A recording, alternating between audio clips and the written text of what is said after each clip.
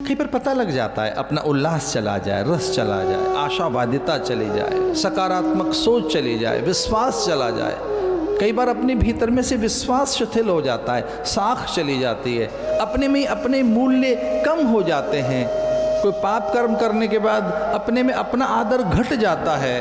कोई भले ही दूसरा आदर कम करे तो चलेगा, लेकिन हम खुद अपना आदर जब कम कर देते हैं अपने में ही, जब हम अनादरणीय हो जाते हैं, बड़ा संकट है।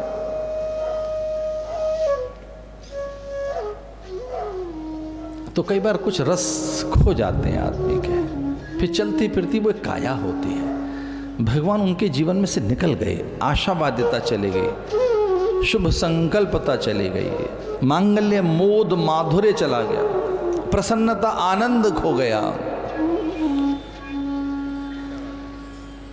किया अभिमान तो फिर मान नहीं पाएगा, रूखे सूखे से दिखने लगे।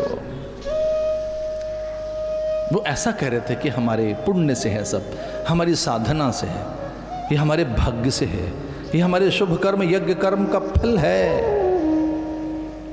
हम वेदांती महात्मा, हमने तो वेदांत में यही पढ़ा है, उपनिषदों ने यही सिखाया है कि जो कुछ है प्रारब्ध है। लेकिन एक नई समझ और पैदा की हमने कि ये सच है कि ये प्रारब्ध है और प्रारब्ध हमारा खुद का होता है, लेकिन एक नई समझ जोड़ो इसके साथ, ये प्रारब्ध तो है लेकिन ये भगवान का प्रसाद है, प्रारब्ध नहीं है, प्रसाद है।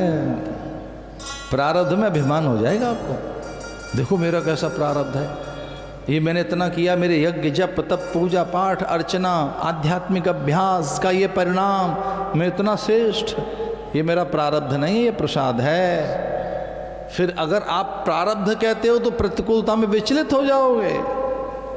इसलिए नई सोच बनाइए कि भगवान की हैं सब चीज़,